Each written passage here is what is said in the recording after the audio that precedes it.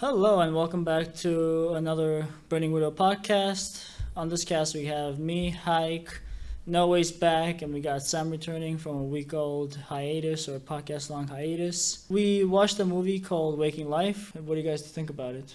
I personally thought it was really good. There was, and I think it's intended, a sort of unsatisfied feeling all throughout and at the ending. And I think that was maybe the director's purpose. I remember the first thing I thought when the movie started was whether each scene was actually shot with the actual camera, and then like they like put like a cartoon filter over. That's definitely how they did it. Yeah, or and I thought that some scenes it was just completely drawn out, and I was trying to figure out which was which, and I thought it kind of had to deal with whether he was actually in a dream or if he was in reality or whatnot. Yeah. That's like the thing. That's the thing I focused on throughout the entire movie. Yeah, so pretty much I guess what the plot of the movie would be is a young person, I would say like maybe a college student, maybe just graduated college. Yeah. And he's just out, he's interviewing people, and it's a movie about dreams and what do you perceive when a dream ends, when a dream starts, whether you're able to tell when you're in a lucid dream as opposed to your waking life where you're conscious, and that's where all the reality and consequences. Wait, did you say the name of the title of the movie? Yeah, Oh, Waking yeah. Life. Yeah. In case anyone else didn't hear it the first time, the movie's name is Waking Life, and I'll probably have a link to it in the video itself, just if anyone's interested in watching, they can go. And They should just pause the podcast right now and just watch it right now. 'Cause it's pretty good.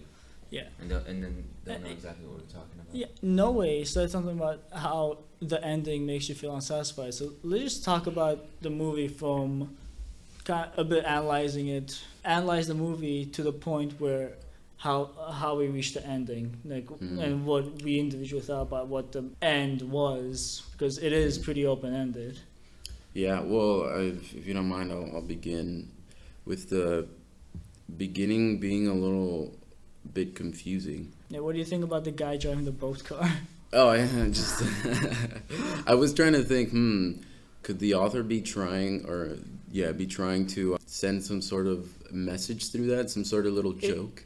It's seaworthy, SCE, not like see with your eyes. Oh yeah, I'm also thinking about like Jesus and the fisherman kind of thing, and that's like the first scene, right? Like this is like where he falls into the dream, almost. No, where he falls into the dream is pretty much right after you see the car almost hitting him. It doesn't really tell you what happened. Oh. right. That's where the dream and kind of the movie kicks off into the discussions about dreams, personality, free choice. Yeah. That's what kicks it off. Can I? Oh, actually, no. I'm gonna let you go. No, that wasn't the first scene. The first scene when he just said that when they were kids and they're playing the little paper game, you know. Yeah. Right. I used to play it with that's what it's called, right? The fate with the origami. Yeah. I feel that there's a name for that though. Oh. With the four, you put your two thumbs and your index fingers inside, and then you do that. Go back and Yeah, forth. you count a number like 1, 2, 3, 4, 5, and then they have to pick There's another numbers number, inside, and then you pick a open color, and then you Yeah. open it. You have to spell it out like BL, like as if they're numbers, like BLUE, and then you open it up, and that's your fate. You got fate. Okay, well, I wanted to say something, and I think that this is gonna be a different perspective than maybe what someone who would watch this in the first place would have going to it, which is basically, I think the general perspective that you're supposed to have is, life is a dream. You can wake up anytime you want, but you're not allowing yourself to wake up, but it is a dream, so wake up.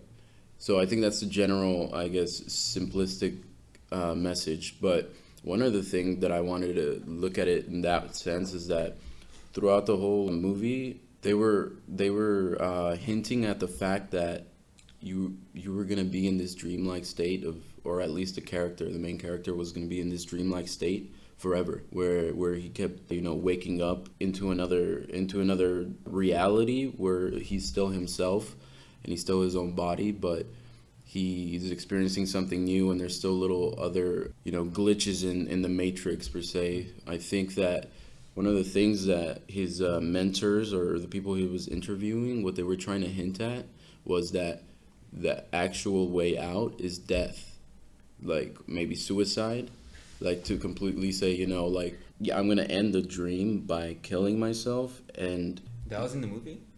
No, that's his yeah, interpretation that was of it. yeah. I think that that's a sort of way of a conclusion that you could reach from this Yeah. movie. Well, yeah. That could be very dangerous. Yeah.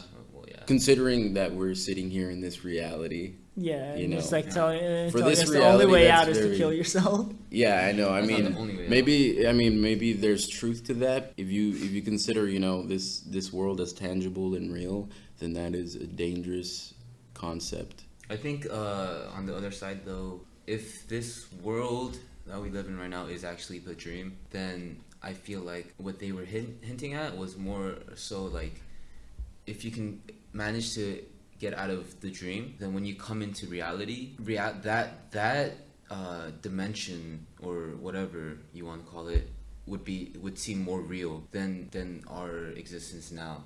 And so that's why the main character is always searching for a way to wake up. Yeah. You know, one thing I thought about was the fact that he's so determined to get out of where he is when he's actually experiencing something that I wonderful. think he considers wonderful Yeah. and spectacular and strange and all that. That is, I Yeah. think, maybe that's actually the main point of the movie. I feel like almost, I don't know. Like, why are you Yeah. trying to escape something? Why are you trying to escape a dream? A dream is something you can create anything in a dream, you know? Especially if you're a lucid dreamer, you can fly. Why would you want to, at least compared to the things that we're able to do in our reality, that's so much better, you know? Yeah. But I guess to him it is normal. I mean, But it goes back to the point where we jumped straight to the discussing like the whole idea of the movie into the Yeah. end. I just kind of wanted to jump from scene to scene. yeah, I'm and, sorry. It's fine. It's there. And talking about the scenes can just like change your view on Yeah. it. Also, it's one of those type of movies where it's every time you rewatch it, you can get a different understanding of it I'm sure, completely. One of the scenes that was interesting is I think it was Ethan Hawke's character, because that's the only actor I recognized in this entire movie was Ethan Hawke. When he wakes up, he's next to his girlfriend, the blonde one, and they're Right, talking right, about resurrection theory, where is it possible do souls just go on from one person to another person? Then how would Reincarnation. Yeah, reincarnation. Yeah. How does that account for the growth in human population? Is it just are there brand new human souls Human souls, altogether yeah. that's just Yeah. gonna go to one body or another?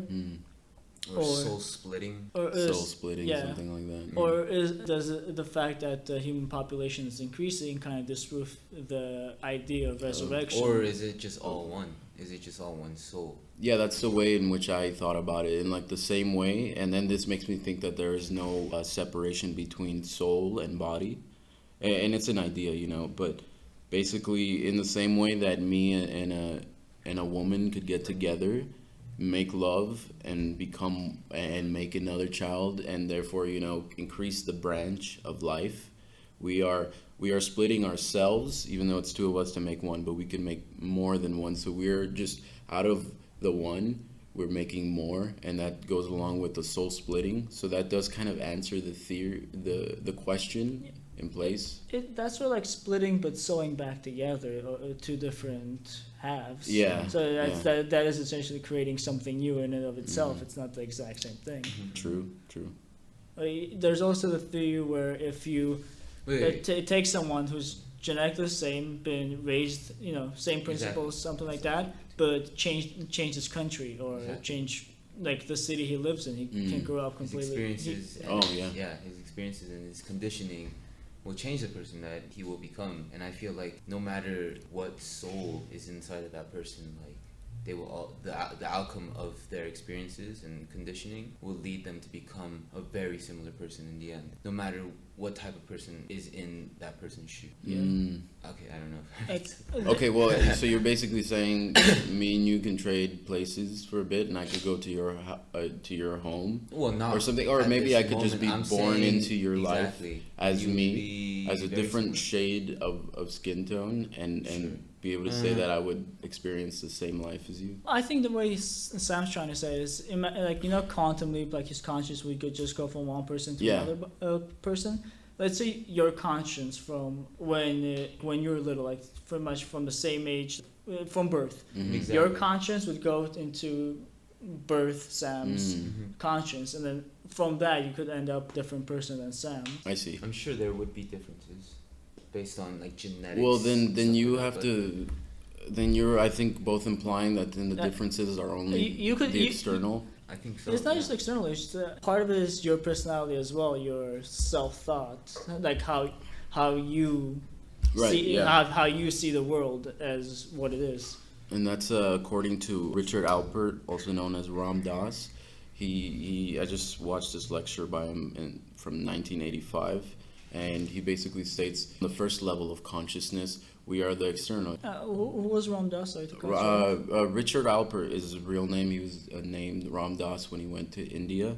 He was a Harvard professor of the 60s, big friend of Timothy Leary. They were both, Who's Timothy Leary? basically Timothy Leary was kind of in a sense, a promoter of the psychedelic experience and really the turning point of the psychedelic era in the 60s. And they were both Harvard professors, and they both kind of wingmen their way through this. They were just the idols that inspired all those kids. Probably, and even the Vietnam revolution. Yeah, Right? yeah, all of that, yeah. So yeah. Well, anyways, so Ram Dass was saying that at the first level of consciousness, at our first point of observation, we see race, body type, skin color, male, female, things like that.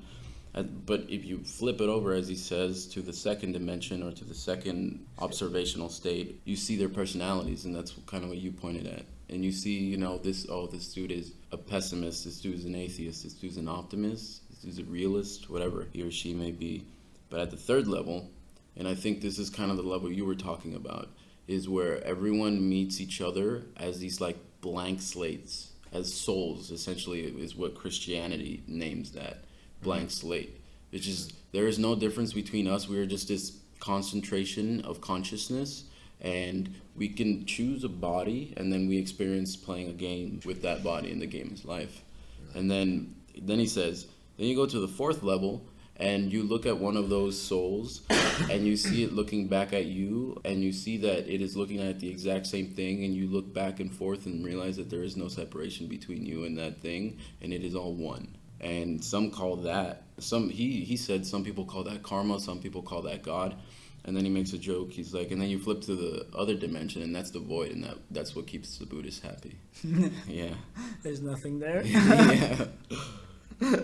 But I think that's one of the good points to think about, because this is going to be very abstract, but if you consider God the one, and something like another metaphor like the yin and yang as the two, as in similar to the Big Bang expanding from a singularity to an outward separate infinite thing. Well, it started off as the one, and then the two, and then you could have all these symbolisms for those numbers, like number 3, the Holy Trinity, but basically before the one there had to be the nothing. I think that nothingness can be just as eternal as the singularity.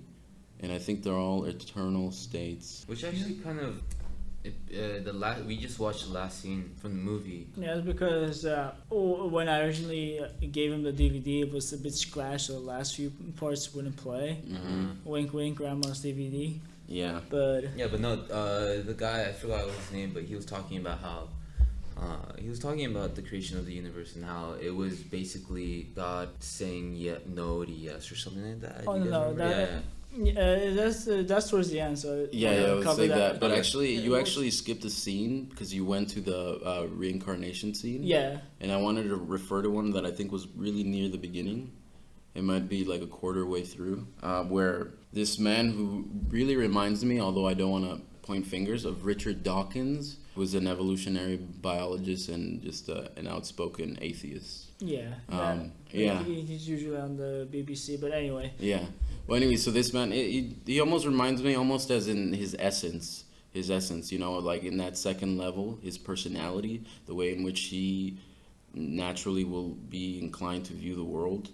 And he's just using and he's a lot more scientific than everyone else on the movie. Everyone's like philosophical, maybe even a little.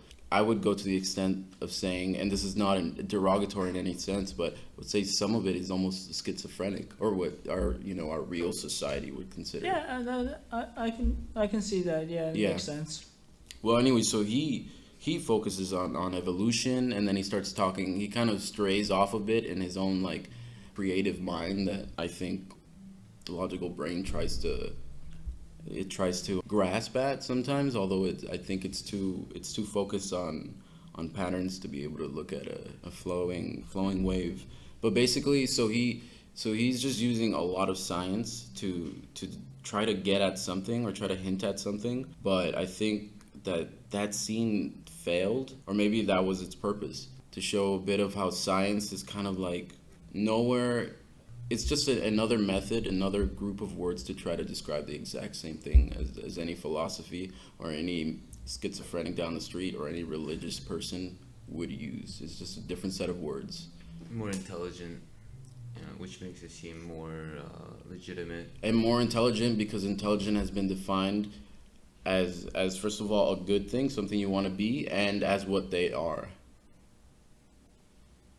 As what they are. As the people who are in power happen to say, oh, I also happen to be intelligent. Oh, and intelligence happens to be this, and this also happens to be something you want to strive to be. Mm-hmm. See, so it's really relative to say that a few multi-syllabic words are make them intelligent. Mm-hmm. They're really just grunts out of our mouths. Yeah. But that doesn't really make it more accessible, or if you're trying to give someone a point, you don't want to use these multi-syllable California aspiragalligocious. No, it was. You don't want to use words like that. It's kind of. No, I wasn't. Oh. I was saying, I guess maybe I almost came off starting with that intention to try to share that, or maybe give my opinion about science, but then I think that was maybe something the director or the author was trying to share about the role that science plays in reality as well. Mm-hmm. How it's just another method at trying to find whatever it is. Because later on, because they did talk to a few people who were trying to describe the status of consciousness throughout science, with the use of science, and it came back a few times where there was one too close to the end, where there was these two women having a discussion in a coffee shop. They were having that discussion of how when you're younger you act completely different. You're naturally more curious about those things. You ask more questions. But as you get older, you no longer do that. Whether it be kind of maybe you're ashamed of not knowing, maybe that kicks in, or maybe it just you feel like you already know as much as you need to know. And a lot of people just go through that as like, I know everything. Yeah. Like you know what I think that is?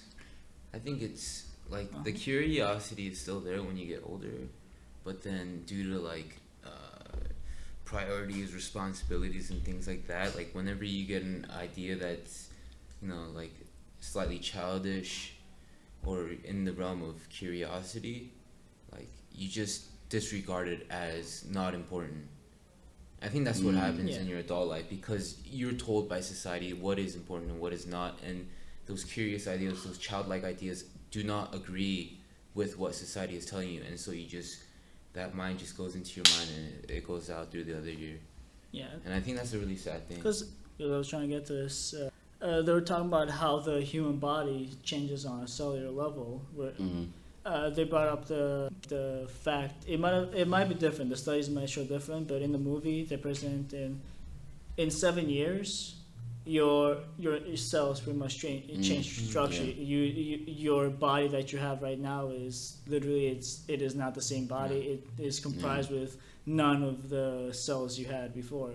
for the exception of your brain cells, because those just you have a finite amount of those. I think that's a myth. I think it's a myth. Yeah, that's what I was thinking. I mean, it's almost like, does it matter? It's almost like that myth about, oh, going out in the rain will get you sick. And my mom told me that once, and I was like, oh, no, actually, you're wrong. Yeah. And then she's like, what do you mean? And I was like, it's actually not the rain. It's actually the fact that when you go out into the cold, your immune system drops. Therefore, bacteria can enter your body, and that's what gets you sick. And she was like, oh, so going out in the rain gets you sick. So this is another word for the same point. I think it's actually the reason why that idea came up. I think it was created by the government, and they just wanted to make people feel stupid and very, like, in a shell, and it's like, oh, I don't want people to like fucking, because I remember when I first heard this, I was in elementary school, and someone was hitting someone else's head. He's like, stop hitting my head, I'm gonna lose brain cells forever. You know, it was so childish, like, and I feel like that idea, that whole concept is childish in itself. Like, I think the only reason they said, I think it was created by the government to control the people, to be more cautious and inward, and you know what I mean? Yeah, and I wanna defend your argument by making it good, less. because I'm against it. No, and okay, then I'll find. I mean, why would every single listen. cell in your body be able to recreate itself except for the mind? That doesn't make any sense. Okay, well let me just because we can store memories in it. I'll tell you why exactly. No. Okay. You can come back for the third round. Okay. You can have the last word. You can have the last word. The extremes go first, and then they find a balance. Fuck you. You're a middle extremist. You're always right there. I gotta be You right. gotta be right there in the middle. You gotta be right there in the middle.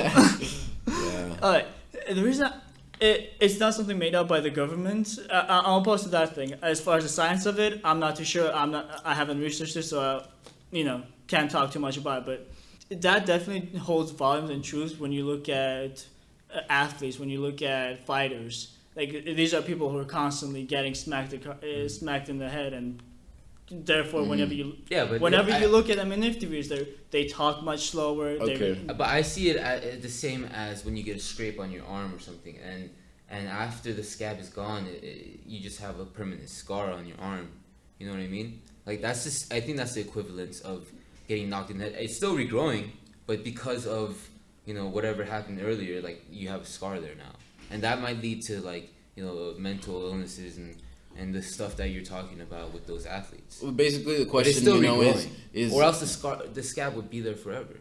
Well, basically the argument here is Sam has to say they're out to get us, and he has to say, no, we're perfectly fine and content. Go on. Okay. I'm saying the government isn't. No, yeah, okay. Well, no one would be able to keep that secret. Like, okay. That type of secret would not last. Well, then let me. Well, I have two questions for you. First, I want to find the middle ground, which is that maybe, of course, they're both kind of true, but in a sense, it's not that there's a singular entity out there or a singular institution that is trying to keep us down, but it's more the collective flaw of man combined all together. When you observe it as one flaw, that may seem as something that you would label the devil, or this is evil, or this is the government. You can label it whatever you want, but it's like the man. And so basically I think that's what he's referring to. The collective flaw that happens just from coincidence of imperfection. Yeah. And then the second thing. The one thing I have to say about that is that there are people looking towards brain science on how it works, on how they can preserve or how use stem cells to help with the creation of new brain cells. And to the degree where there's actually one scientist who's trying to, I forgot his name. He's on the Joe Rogan podcast a few times, but. That fool, literally, if he's smarter than me, that's just like a slang term, fool, by the way, so don't get offended if you never listen to this in your life. He's trying to download his brain into a computer, segments, like any information, both conscious and unconscious. He's trying to find a way where he can just, everything he knows and put it, download it into the brain, into the computer, so he can just go on living in a virtual environment. Right. Until someone deletes the file. Yeah. But something would have to access through all the files. You know, like it would have a program would have to bring it all up. And they had to constantly And generate that- new and- events. and maybe- Yeah, and here we are, that program. Yeah, exactly. It's already been done. We Nice would be try the to be program, original. but when he downloads all of his memories and stuff into a computer, he would have to create a brand new program to access those files on command, and that would not be him. It would just be. Well, know, then the it's- question is that program or that will to command something into being? I think that's again what I was saying about being on that third level is like it's all the same thing, commanding that into being in different. But different then programs. this program is actually something that you've created on your own. The next step of that program would be, yeah. I would think, to put it in a robotic body. Exactly. Yeah. That'll be the next step. So pretty Yeah. much create a Terminator. But Or like an iRobot. What I'm trying to get at is this: like, if you do manage to do that, if he is able to put all of his memories and thoughts and everything that he knows into some kind of hardware, and he puts it into a robot, like, do you think when that man dies, like his consciousness will enter into that robot? Well, that's a really old philosophical question. not. I mean, I there, don't- I well, honestly there don't is. Look, think there's it this. There's this thing. I think it's called. I'm not sure. It might even be referring to Noah's Ark. It's not. It's another boat. But basically, let's say you had this boat right here, and then you remove a plank and you put in a new plank. Is it still Noah's Ark? But Because you've removed it of its original place.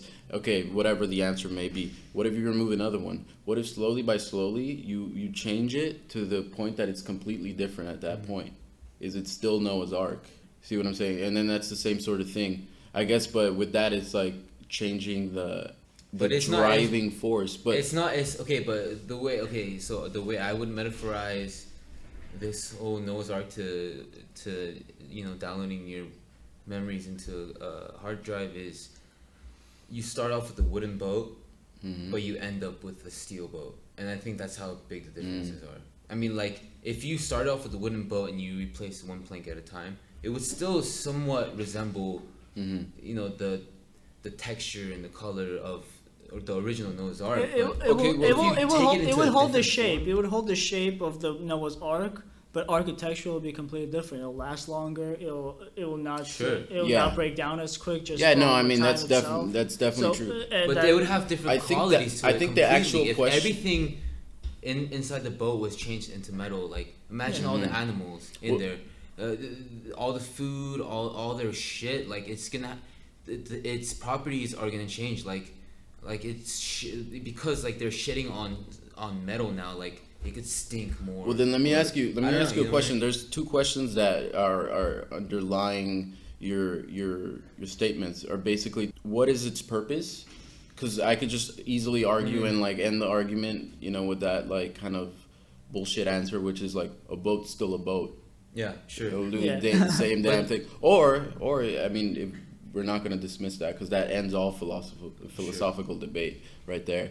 All The debate other in question, general. the question is that does everyone at some deep level that driving force to command a program into acting or a being into fulfilling his desires, is that different, or is that energy the same? Does it originate from? On a person, I believe it would change, because once you have your body in a robot, you no longer have the issues where you would have with the human body, and you'll have your other iterations like your gears, oil, Yeah. like making sure your motherboard doesn't overheat. Yeah. You have to go to a robot doctor, essentially, or I guess they'll be calling them engineer. Yeah. So you would still, like, if everyone went through it, we would have different worries. We would be more worried about rain than we are right now, just simple rain. And I mean that always But it was- comes through with evolution, with adaptation to our environment. We change, and so does the environment. And on the other hand, we would be less reliant on other things, such as just the worry about maybe dying, because if your intelligence is pretty much a file, as long as the file chip doesn't get demolished in an accident, you can still go and different body, I mean, and the government can be like, give me $1,000. It can be something like that. Yeah, but then could the worry ever be? Because then at some point everyone would be in a different plane. So then the worry would become the immediate worry because I have nothing to worry about, but that is the one flaw that may happen. So then just in the same way that I could say I have nothing to worry, there are no lions around me, but I could get hit by a car. I'm on a different plane now. Yeah. And so would those robots be. But one of the questions I wanted to ask that just came up in my own head was, would you guys consider that evolution to go from a human body and then just to upload ourselves into a computer program? Would that be considered the natural process of evolution? I would say yeah, because I'm on a small boat here where I've talked to you guys about my idea of natural. Yeah. And because a lot of people will take out like nuclear plants, cars, plastic on natural, but I think those things are man, really. Everything is natural, but people are pointing at man-made things and be like, that's not natural. It's completely natural because we're part of nature itself. So any act we do, whether it's to grow a tree or to cut down a tree, it is still circle of life, still part of just the essential. It's our ecosystem. We're part of Earth's nature. We can't just take ourselves out, because part of the argument of not counting us as human, people use like, oh, why are you playing God? Well, isn't the idea of you thinking yourself outside of nature kind of pointing you as a God figure? Oh, wait, I want to say three things. Okay, about the point that you're talking about, it's actually, I think what you're actually talking about is in the first chapter of the Bible. Like, they say that some people believe that the Old Testament is actually a metaphor for like the human condition, and so the term you're using, nature, is actually a metaphor for the Garden of Eden. And once they got kicked out of the Garden of Eden, that's when man broke away from I'll nature. clear that up right now. But okay, but I want to say two other things. One other thing was, I think one of the, immediate problems of downloading your memories into a hard drive is that, like when a new situation comes up, the only way you can react is going to be based on your programming, and I think that's different compared to human beings. I think human beings are a little more flexible in that manner. Free-willed. Exactly. That's yeah. what you're saying. Exactly. But But I'm sure within time they'll be able to mimic every single possible and beyond. Reaction that a human can have to every single action. That's and beyond. Sure. Yeah. That's what the guy's trying to do. Like, not only what he's aware of, but also his unconscious, his instincts.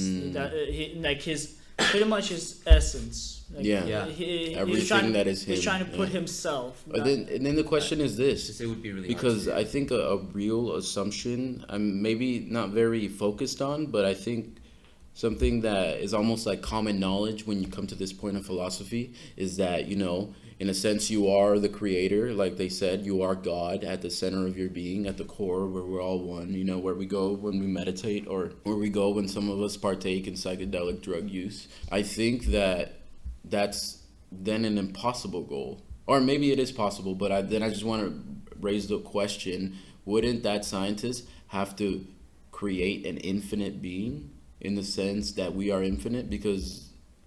And would that be... I guess it Wouldn't the scientist be the infinite being? Wouldn't he be the God? But I guess, if we're all one, he could be like an alpha. it doesn't really matter who the scientist is. Yeah, that's one of the things I thought of. Like, yes, we're all gods, but there are some gods that are superior. Like Zeus can own any other god. Yeah. Wait, I remember the last thing I wanted to say. Downloading our memories into a hard drive, I think that is inevitable, but it's going to take a couple of steps to get there. I think it's going to start off with like androgynistic parts, like a prosthetic hand and stuff like that, and then eventually, people ease up to the idea, because if you just bring up the idea of like, okay, you can download your brain into a hard drive. Yeah, and that's the way it is going. Yeah, and people are going to take up their pitchforks and fucking bring out the signs and be like, you're creating demons. It's gonna be just like when they announced that they can perform stem cell research. They came out with the clone of the sheep Dolly. Yeah. stuff like that, and people are up in arms and going crazy that you can't play God. It's gonna have the same effect, I feel like. True, but someone does need to do the research and actually prove it, and you're gonna get that reaction, but the work would have been already done. Yeah. Like a bulk of the research would have been done. So whenever whenever society just slowly accepts it, it's already a reference is already there in order to. Well, that's why that's why they're outraged, because it actually went through. But okay, and then But it's not just that. It's not even a religious thing. It's just the people's idea of morality. Like, not just morality. It's like, in a way, people do want to die. They don't want to die immediately. They want to live as long as possible. Yeah. But they do want death to be there. Yeah, they don't want to cheat it. It's not just the cheating of it. It's just, I guess part of it is because you're stuck to a human body. You know, you age, you feel the pain, you naturally just are shittier when you get older. Only for a short amount of time you get better as you get older, but once you peak, it's downhill from there. Wait, so you're saying essentially that maybe subconsciously all these people arguing you can't play God, they are saying it's okay to die. Oh, but even past that, because by saying it's okay to die, it's okay for me to deteriorate. So they're arguing, no, don't be God, let me suffer. Yeah, and it could be like morally or ethically, we seem looked at as the, oh yeah, how crazy are you? But the thing is, the guy's putting him in the robot body is gonna outlive every one of you, every single one of you. Yeah. We're gonna go the way of the dinosaurs, or the way I'll of meditate now to channel his body in the future. Just like take his place. No, talking about don't be God, let me suffer. I was wondering because I don't really recall Christ being referenced at all directly in this film. No. Correct? No. And I think, and also actually none of the big names, enlightened beings. That's what I liked about the movie. Yeah. There's like, Yeah. I mean, and one of the things about them, I guess, is that they're the ones essentially who were maybe not flashy about it, but they became idols, They became idols. So like this philosopher, Alan Watts, said once in a lecture, we tend to try to say, just like those picketers, don't be God, let me be down here, and you stay separate up there, or let God be up there, and we'll be down here, and we belong down here. In the sense, the way he stated was, we kick Jesus upstairs. Instead of being like, oh yeah, you're the son of God, that means I am too. No, just you. Yeah, I guess I was kind of surprised, and I kind of do like the metaphor of Christ. I do see a big point and it's not just my religious upbringing. I mean, yeah, it is, but I do really appreciate the story of Christ and the point of suffering, because having this sort of subconscious knowledge that it's going to be okay. This is in fact a dream, so I can do whatever I want. And he went the other way around, instead of being like maybe what this dude wanted in this film, which was, I'm not even sure he had an entire goal. He just wanted to wake up. Yeah. And he just, like, the grass is greener over there just because it's a different shade of green. And I don't think he had a goal of feeling better, or maybe that is the essential goal. Well, I mean, all the time. He was saying things like, I feel stuck. Yeah. Like, that's what he wanted to get out of. Yeah, but I mean, its purpose, so to be unstuck, and then he's unstuck, and then, like, what was the intended feeling? Kind of like the life of a robot, and like how I was saying, people just want to accept death because we just like the idea of action and consequence, and death is the ultimate consequence of your entire life. Yeah, that's what makes life precious. With what your life amounts to it. That's the end. That is the end of the action, the consequence. Do you think that at some point, this robot race of the future would come to the conclusion that, hey, we've lived a bit too long, maybe we should program ourselves to have a limited amount of time? And that's what we are now. That's in the realm of, that's in the realm of possibilities. Completely. Well, yeah. That'll be the human consciousness of it. You know how we talk about the monkey brain, the reptile brain? That'll be the human brain keeping the robot down. That'll be the human brain being all like, you know what? Maybe you should kill yourself. Yeah. Suicide's the answer. You're not satisfied.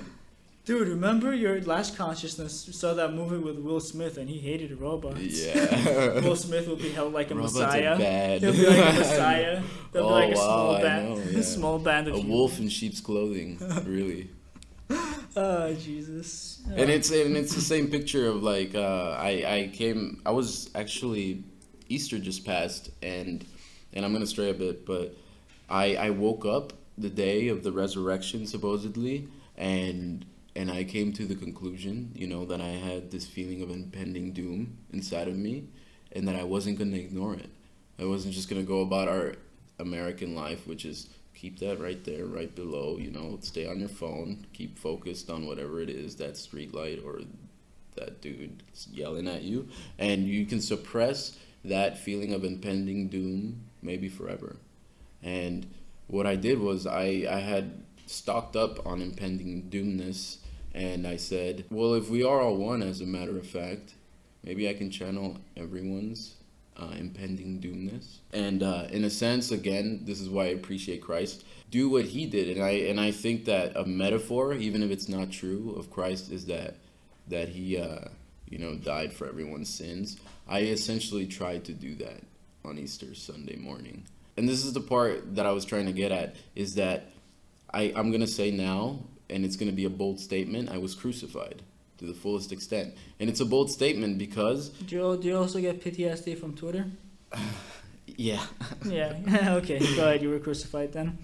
I'm just, whether you were crucified validly or not, but Yeah. Well, I mean, and then that's the thing.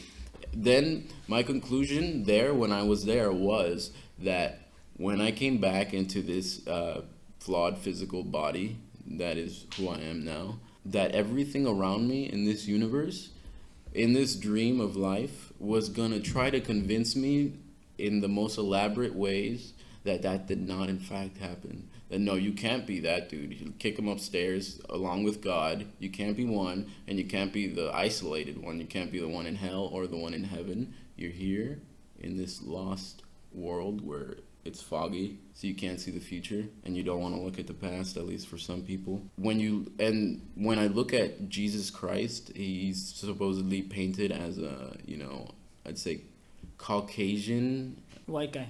Yeah, white guy. And like Shaggy from Scooby Doo. It's funny because I hear some people argue, who's Jesus? Why is he blonde hair, blue eyed? And then I'm like, yeah. And then I'm like, wait, they don't paint him as blonde hair and blue eyes. No. But whatever. Yeah, they're exaggerating. But basically, I think that a lot of what the if you believe that you are in a dream, which I think we can all accept in a sense, and that gives you a bit of freedom, at least freedom from anxiety about the worry of it all. If you accept that it is a dream, you also have to accept that there's a point to a dream, and maybe there are forces out there that are either going to try to remind you and give you little hints that, hey, this is a dream, just like he was getting throughout the movie. But there are maybe also other forces trying to convince you, no, are you sure? Don't jump off that bridge, that's going to hurt. No, you're probably just going to splatter and then decay. And is that all you're ever going to be? So, and which one's even the right path to take, So in the same way, even something as looking at a picture of an idol like Buddha or Christ is in a way telling me this person was it and you're not that. Mm-hmm. Yeah. That's an interesting way of viewing it. The second scene I want to talk from the movie, besides the girls at the coffee shop, they're talking about how our cells change every 7 years, was a bit closer to the end, or no, actually like towards the middle of it, my bad. There was this guy, he's talking about it, and he's talking about the idea of free will. It's like we can discuss whether robots will have the same idea of free will, because as the scene described it, in ancient times you used to just have this same philosophical questions. If everything is God's will, therefore everything is going to happen the way it's going to happen, it's going to be fate. Is that really free will if at the end you are acting upon God's will, and that is ultimately out of your control? And he went back to, as the years went on, we went to the whole scientific thing where it's like, oh yeah, in your brain, and it might not be a divine will, because look at all these things we attributed to divine will that turned out to Are you just referring be, to the synapses thing? About how no, I'm referring evolution? to the scene itself and just kind of Yeah.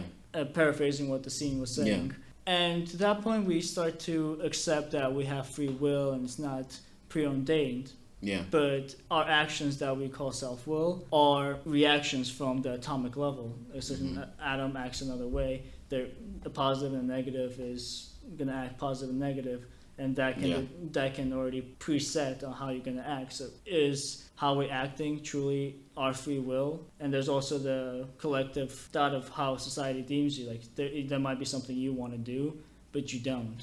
That also interferes with free will if you are worried about what your friend George thinks. Well, I think a really important question about free will is whether the plan is set out or not, whether it's already, organized, which I go back and forth. I think that it is already all set, but I think one of the things is that we are, which we clearly are not aware of that, of where it's going. So as long as we are blind to it, it is free to us. And I think that that's the only thing we could ever experience is subjective free will. And I think that that's just as valid as free will itself, or it's the closest thing you can get to free will. In a more theological sense, sorry, let me just get this out, is like if you were God again, so if you were the creator of free will, or if you could set it all, wouldn't you want to play a game where you knew that it was all set, but you placed yourself in it unaware, and then in that state you would be free, and that would be free will, because you would have, even if it was set, you would not be aware of anything, and you would be making steps on your own accord. Oh yeah, I just want to say, I think the true essence of free will would actually lie in the moment where God created something from nothing. That would be just pure the singular act of free will. Is that what you're saying? And that's what created the universe. Yeah, and I would agree with you there. Is free will But just like the movie reference or says at some point, in that instant, and again, this is the last scene, and I'm sorry for jumping. That's fine. We've been talking for a long time, so it makes sense to. Yeah. Okay. Well, he says in that instant where God, chose to create, can be in eternity. Basically, what he's saying is that in that first act, or if you even want to think about it in terms of the Big Bang, in that he was talking about the relativity of time, like what time exactly. was. Yeah, in that singular moment where, before everything was set and there was a decision, let it be this way.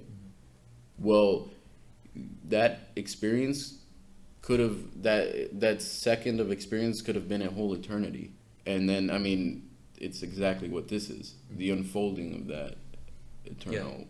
Singular moment. The idea, I think, like you said, he was talking about the single instance theory where time does not exist and we all exist in the eternal now. In that one eternal spot where time is essentially an illusion. And we cut some off 3 times, so. I didn't really have anything to say.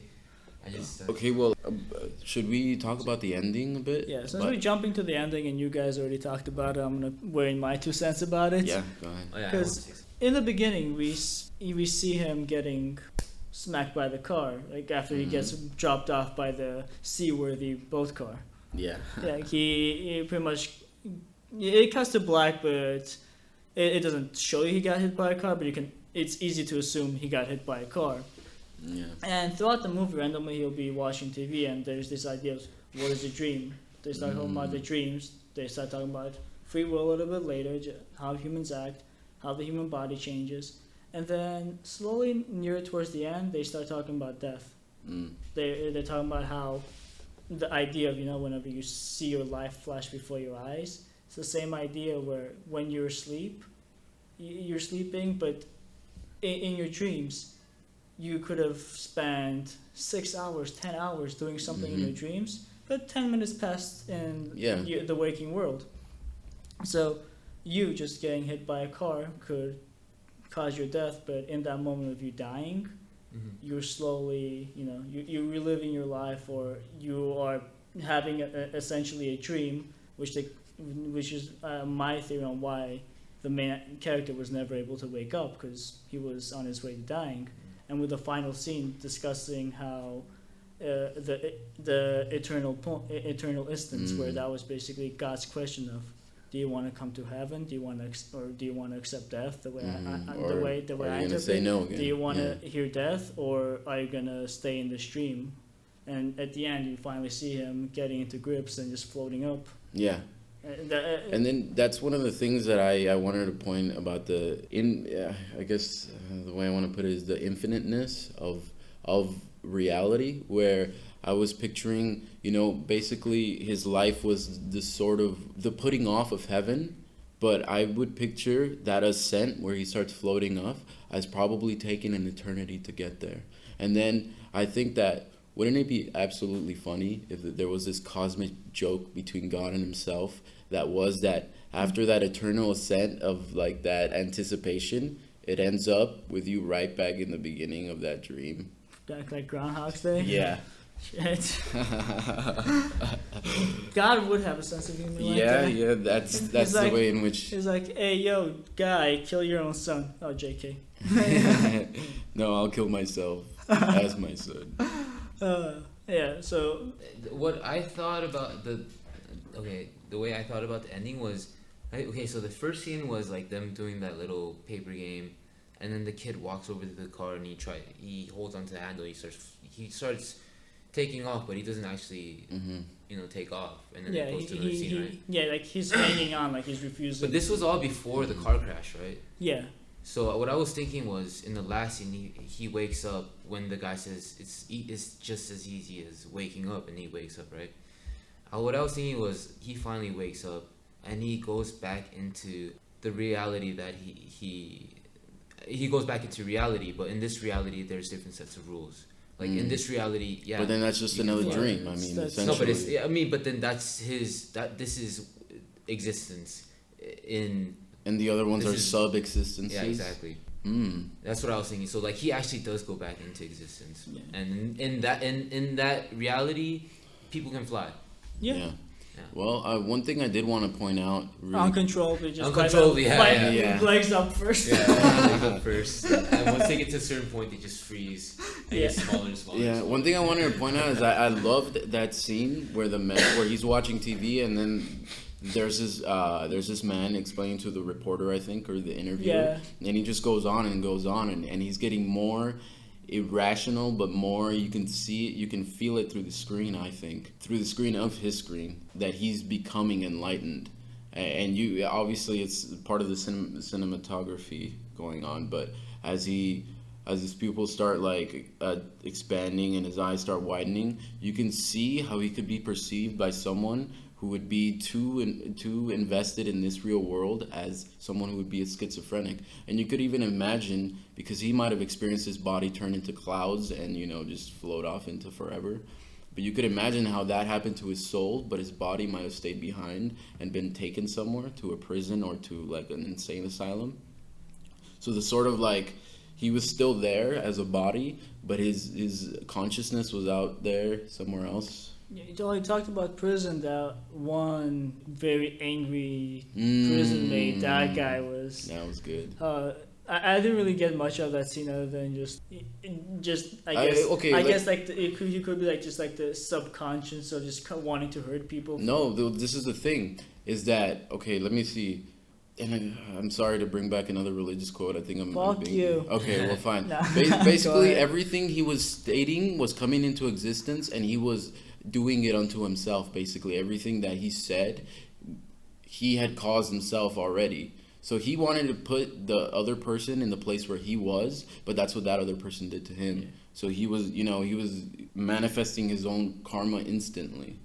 Yeah. Yeah. This movie has a lot of scenes to talk about. We can just go on for. I can go on for about 5 hours talking about all the scenes together. But there's one where he's just walking down the stairs and this girl is like, "Oh, thank you for not making me feel like an ant." Oh, yeah. That whole scene, that was a good scene. All right. Thank you for listening to another Burning Widow podcast. I promise spring break pretty much started for me today. So I'll be putting out this podcast most likely today, probably tomorrow, but it started. Point is it started, so I'll have more time at home to work on the videos, and I'll be able to put more videos up other than these podcasts. Thank you for being patient with me. Like this video, comment to let us know what you thought about our discussion, or if you've seen the movie, what you thought about the movie. Link will be there. And spring break, woo, show me your titties.